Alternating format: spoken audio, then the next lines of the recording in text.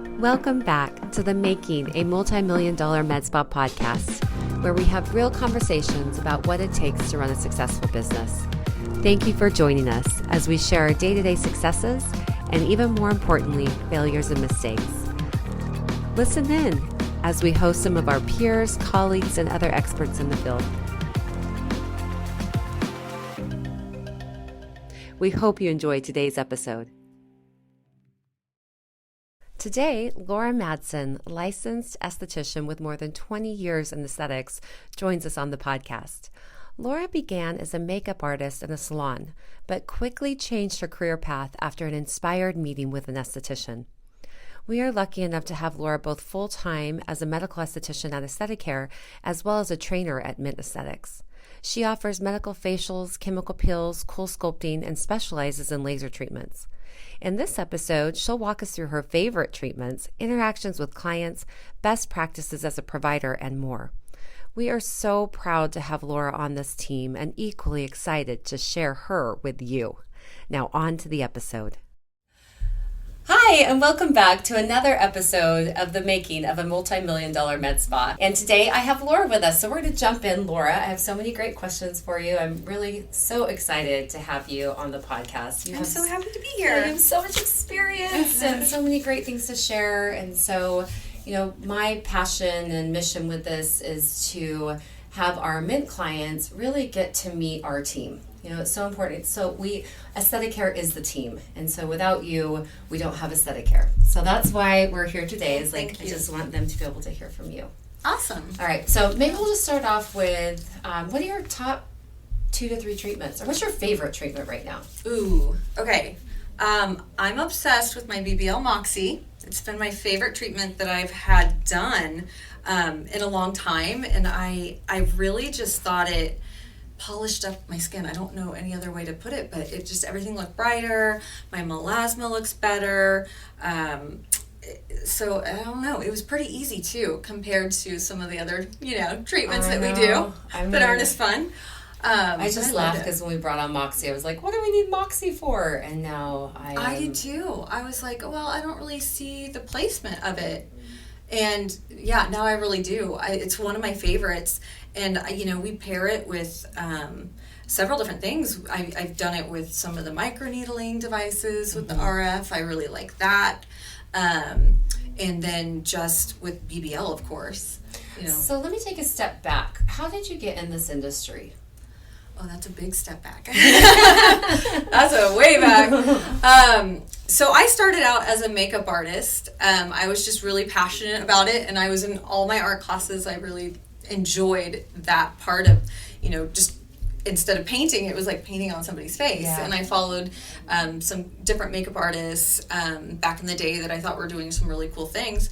And my mom and dad got me a book for Christmas, and it was like, one of my favorite makeup artists book, Kevin Akon, and he did Making Faces, and I just like, that kind of turned for me.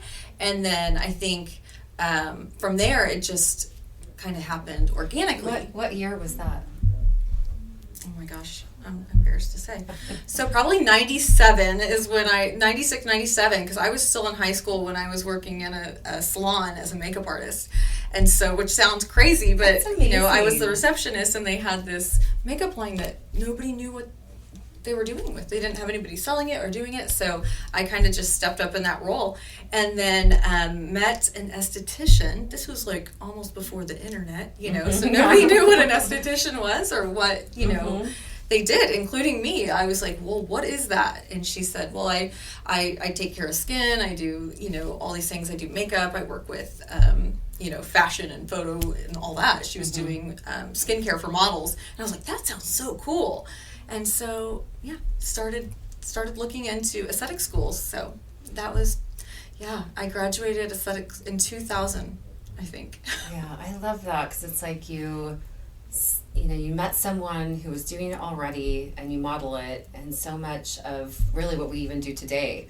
We bring on a new technology in Aesthetic Care, and we find a clinic that's doing it really well, and we get additional training from them, or, Absolutely. Whatever it is. I mean, all of our team, I think we're so fortunate because there's so many superstars on our team, and just how everyone helps each other makes us all so much better. Yeah, we're definitely blessed and fortunate here. I feel like to have, not only your experience in Matt's from talking with everybody around the country and being of Mint, but just having different personalities and a different way of thinking about a treatment. Like BBL is one of those things I feel like is, everybody's always like, well, what would you do? What would you do? And we're all a little different, on the settings.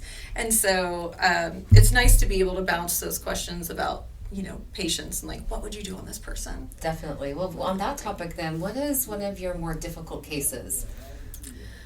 Or tougher clients, maybe? I feel like I'm my toughest client because I always do what I'm not supposed to do, and then I get a reaction, I'm like, I shouldn't do my retin-A right after a halo? What are you talking about?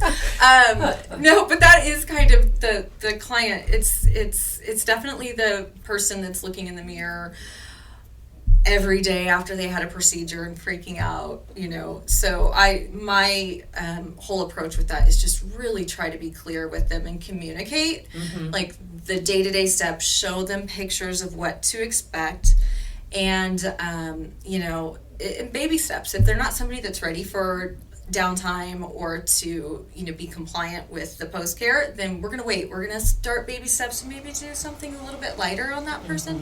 But where I've seen the most difficult is maybe there was a miscommunication or I didn't do the consult, so something like that. So I think communication is probably the biggest thing to avoid having some of these issues, because it usually is a communication problem.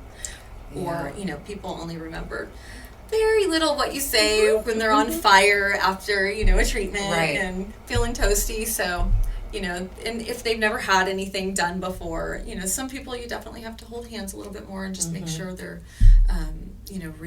reading the post-care and that you're there, that you answer their questions if they are having issues, even if it's on the weekend or at night after I do laser. So I'm always checking, to make sure everybody's okay.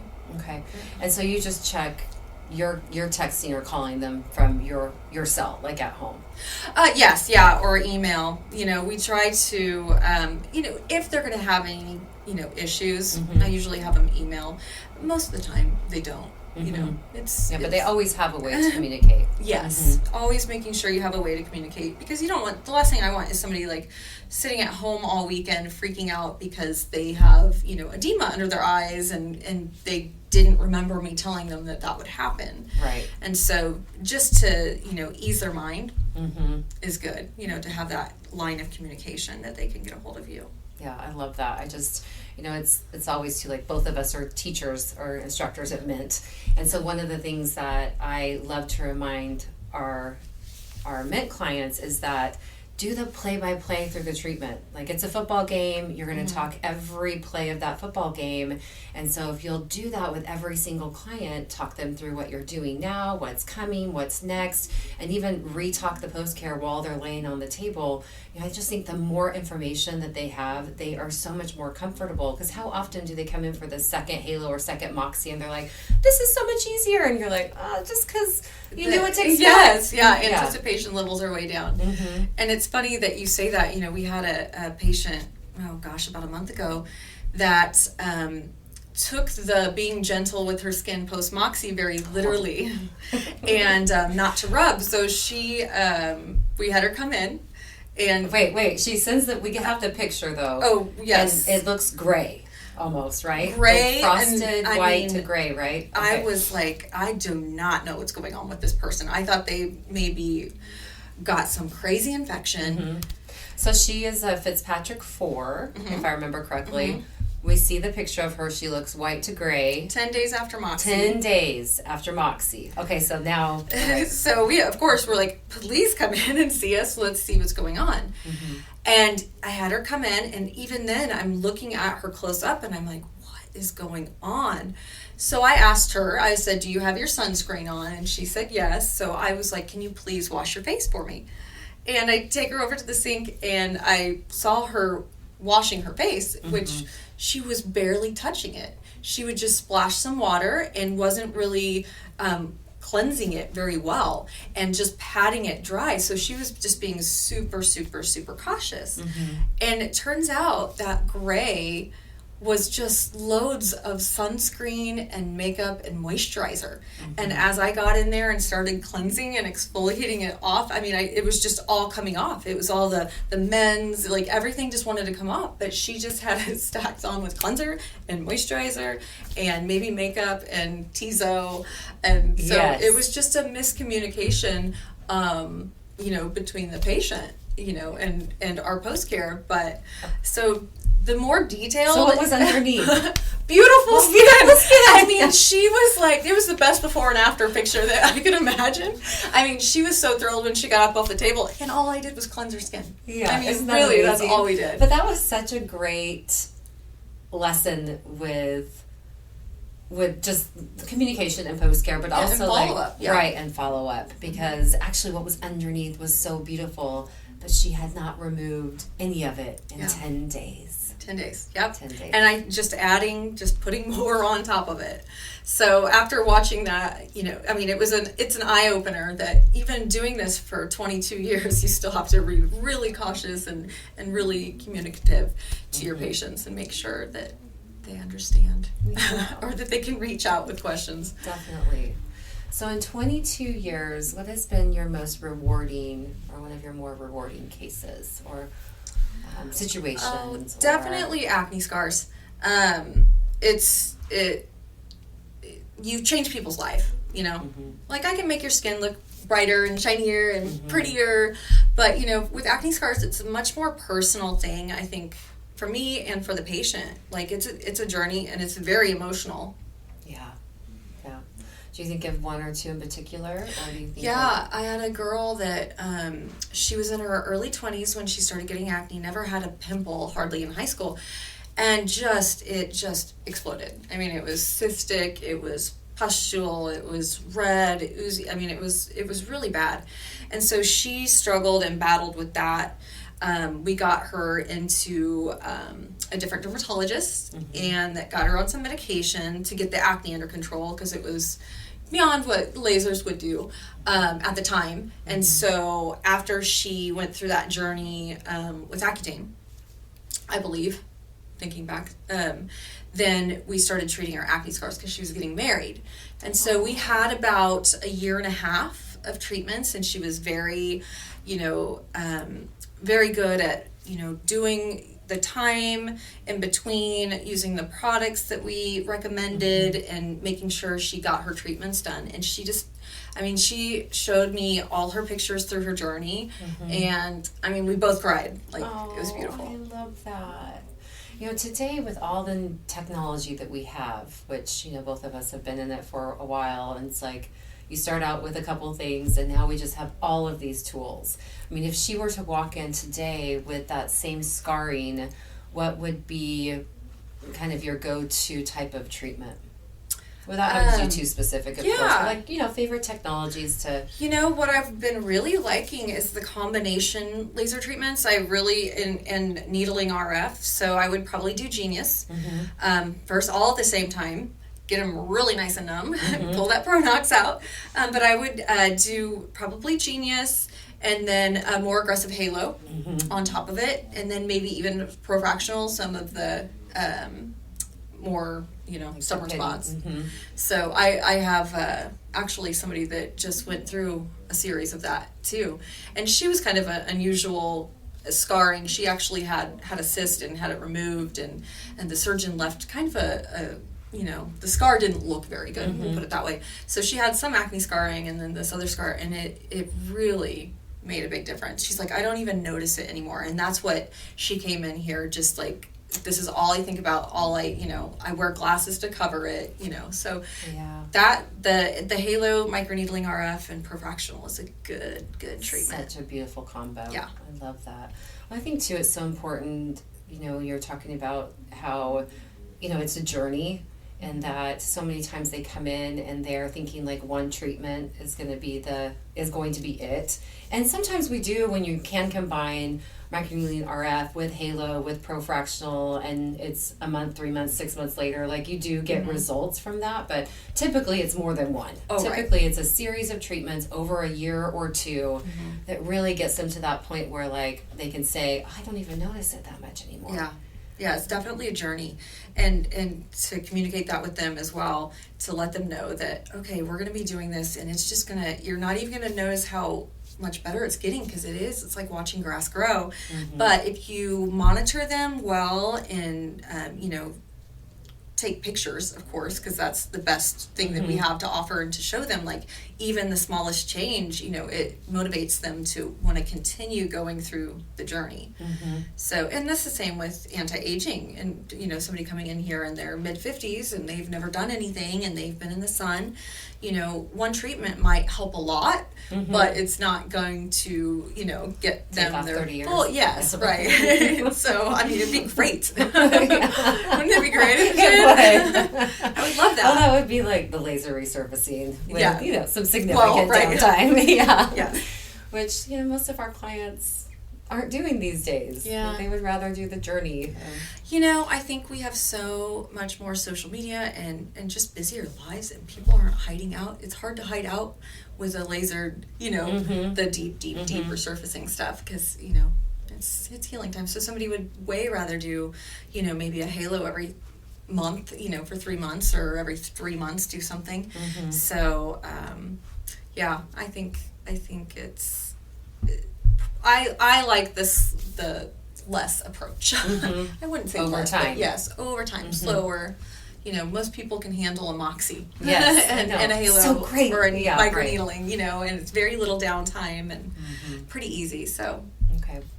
So, I'd love to ask the question about customer service to our team members, because I feel like we have so many different personalities, and that I think shines through a lot in the high level of customer service that everyone provides at Aesthetic Care. And so I'm always curious, when you think about customer service and when your clients talk to you about, wow, I just feel really taken care of, what is it that you're doing? What is it that we're doing that you think that is truly the highest level of customer service?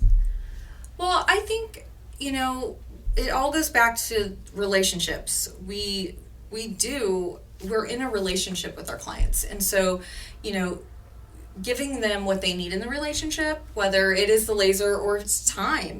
We're therapists, as you know,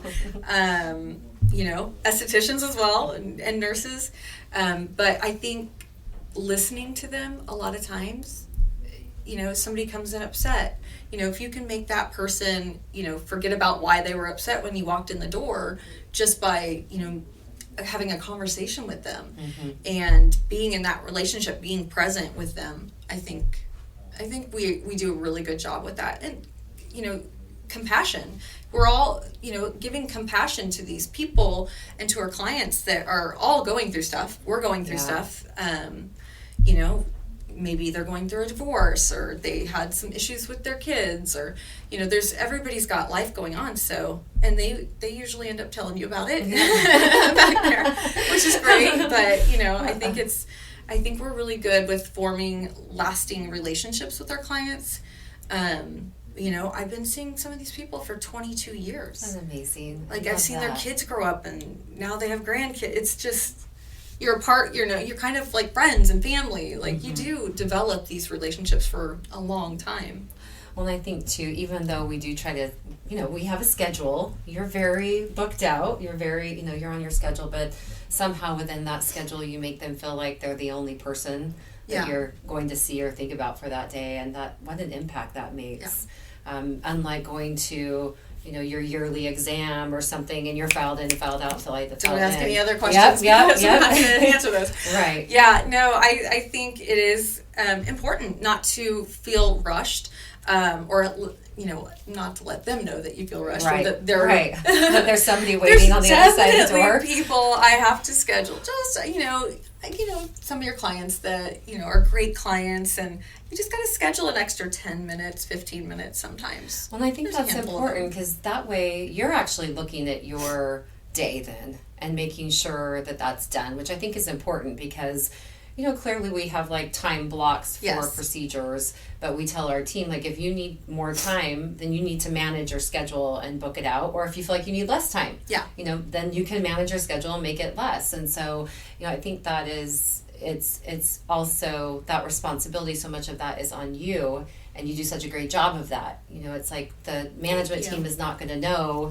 Mrs. Jones needs 10 more minutes, Yes. you know? Right. So I think makes such an impact that you will, how many days before do you look? I mean, because that you do get booked out so far. I mean, in I advance. feel like, yeah, I'm always looking every day because your schedule changes so many times and just trying to, every day when I come in and every day when I leave, I'm looking at it just to see and, try to catch, get ahead of things that, you might have to address, like, oh, that person was scheduled for this, but this is what we actually talked about. They're scheduled for regular microneedling and we wanted microneedling RF. So, yeah, it's just, you have to take some accountability into your schedule, So I definitely look all the time. And I'm looking forward a couple weeks, usually. Yeah, it's so important because if you have the consultation and then they call for a microneedling RF, but they just say microneedling, the front desk is never going to know. Yeah. And then you won't have the device. Yes. And it's, I mean, unfortunately happened over the years. Yes. That makes a lot it's rare. Right, then you can't get the device and they've come in and they already have numbing cream on. And so, Yeah, it could very be a smart mess. to pay attention and look ahead and take that responsibility. Yeah, and, just even for cancellations, too. You get people that over the years, once they have your email and your cell phone, they want to reach out and they want to reach out through there. And as much as you try to guide them towards the scheduling office, but, so then I can kind of, get them in, for some of my top clients, I let them have my information. Yeah. And, you do want to treat them special. You just want everybody to feel special, but, some people just need a little bit more time. So, again, being in the industry for so many years, what is it that keeps you going? What keeps you fascinated or passionate or growing? What do you think that's kept you in the industry and at aesthetic care? Well, one, I think the industry changes so fast, and it's never boring. It is never boring. It's always interesting. It's fun to see change. It's fun to see what technology, it's like our cell phones, they're changing so fast. So does our technology. And I think I'm blessed to work at aesthetic care because aesthetic care has been amazing at bringing on new technology almost before anybody else. So we never get bored. We always say, Mom and Dad bought us a new toy, which is fun. So I really... you don't have a chance to get bored with what you're doing. It's different. Every patient's different. So, it's great. I've never regretted anything in this industry. Like any path that it's taken me on, I've never wished, I wish I would have done something else. I enjoy talking about what I do, with my friends and now they're at the age and I'm like, if you don't have Botox or if you don't have laser yet, come on, guys. We're in our 40s. Jump in now. Yeah. Don't wait until you have a lot of reversing to do. Yeah, so I always find it fun to talk about and interesting, and it's much more interesting to talk about than finance and insurance. Yeah, I agree. Sorry, Paul. No. Oh, that was a shout out to Paul. Yeah. Oh, well, I agree with you 100%. I feel like I just kind of lucked into this industry as well, and what a blessing, you know. And what a blessing you are to have in our lives. Thank you for everything that you do and all the love that you have for our clients and for the passion that you share with the team. And one of the things I love about you most is that, just randomly you'll send out an email and be like, hey, I'm doing this treatment. Does anyone want to come in for it? And I see you taking care of everyone that you work with, and it always inspires me. Aww. So thank you. Well, thank you. I'm blessed to be a part of this team and have been for 12 years now. So I'm not going anywhere. I love it here, and I'm going to chase you down. Try. I know. I think I can leave. I don't give up on that one. AC for life. Oh, well, thank you, Laura. Thank you so much. All right, so that's it for another episode of The Making of a Multi-Million-Dollar Med Spa. We'll see you next time. Thanks for listening to today's episode. We would love it if you left a review to help other providers and clinics find us. Also, if you want more information about anything we discussed in this episode, check out our show notes. Until next time, this has been The Making a Multi-Million-Dollar Med Spa podcast.